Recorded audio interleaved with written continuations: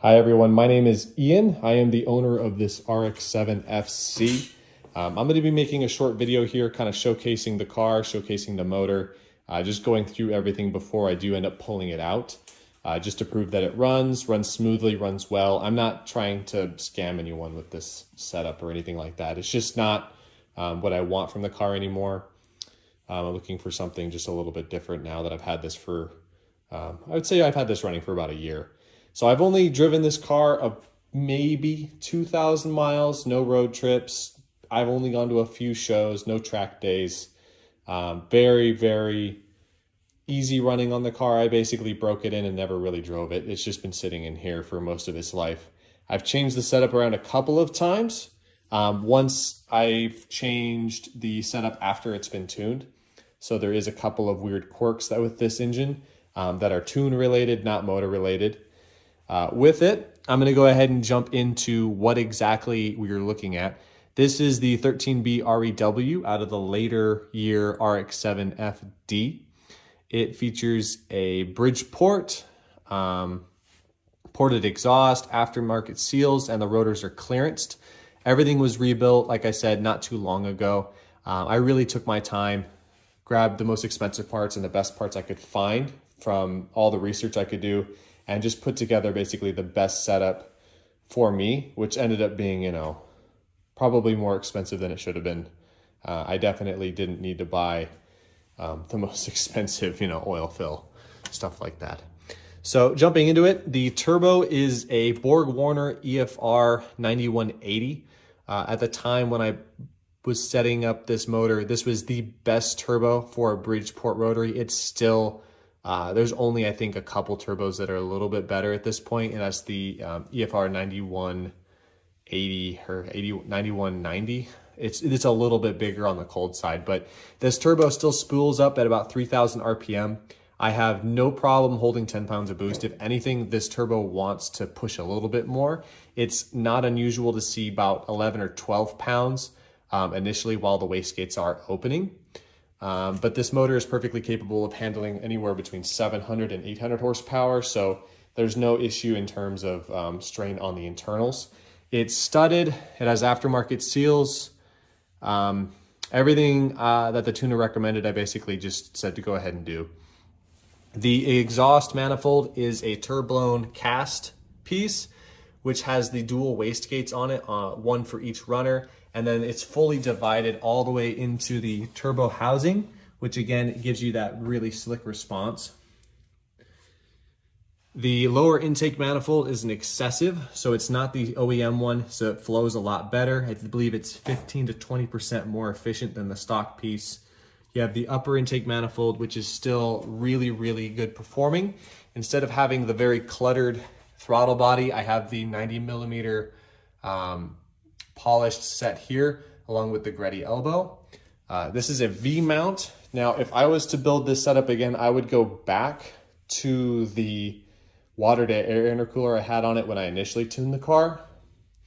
I got this set up just so I could have AC, but it ended up not working out because I had the water-to-air intercooler here, so I needed to do something else in order to make room for the compressor. So if you want it to run like how it was when it was tuned, I would recommend going back to that. The situation right now is it takes just a little bit longer to start, and that's because the idle has to be set a lot higher. So I think there's not quite enough fuel getting pushed into the motor on crank, but it just basically means it cranks for a couple more revolutions, starts up. There's no issue hot starting or anything like that. 200 amp alternator.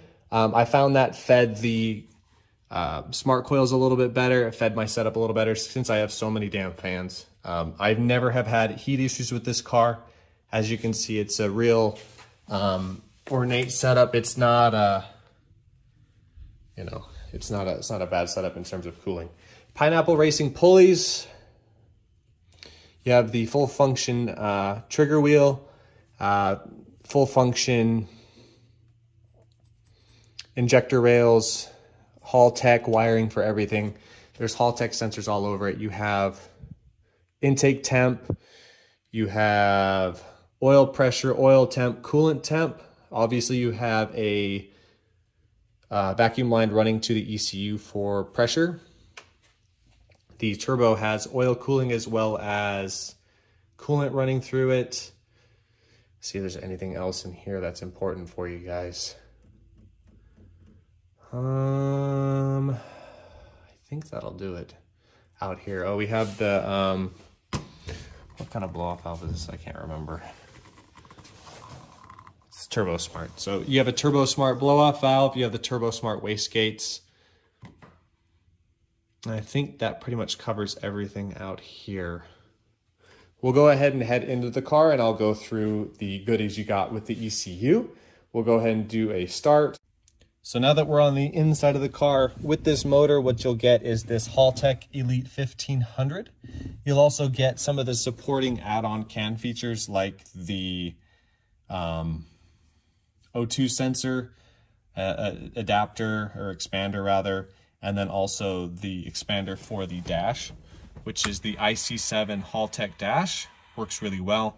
You're going to see the battery low warning come on. That's designed to come on while you're driving in case your voltage does drop. That tends to potentially cause issues with your ignition. So while you're driving, that won't come on because you're going to be up to 14 volts from the alternator. I'll go ahead and give you guys the exhaust temperature sensors too. You have a front and rear. Those are really useful with a rotary just because they will ensure you're not getting a lean condition on either of the rotors. So I have the garage door open now.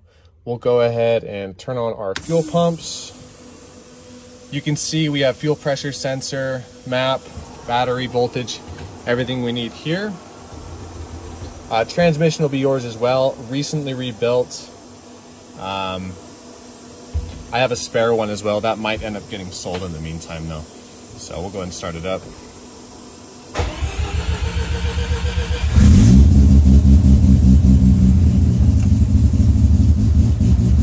So I'll just let you guys watch the gauges. I'll let it warm up. We'll sit here for a bit.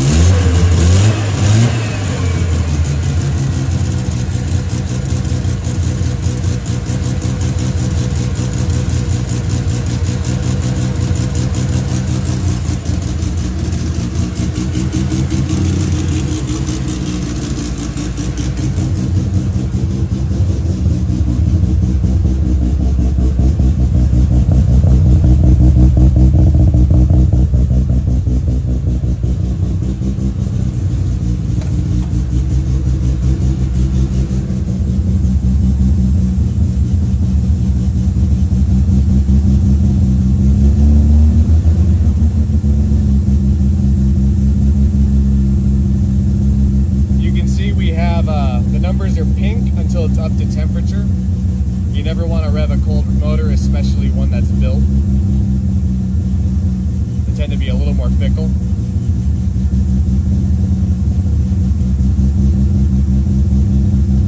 You can see our vacuum here is really good. Fuel pressure, AFR, obviously. Alternator's working properly. We're up to 14.2 volts.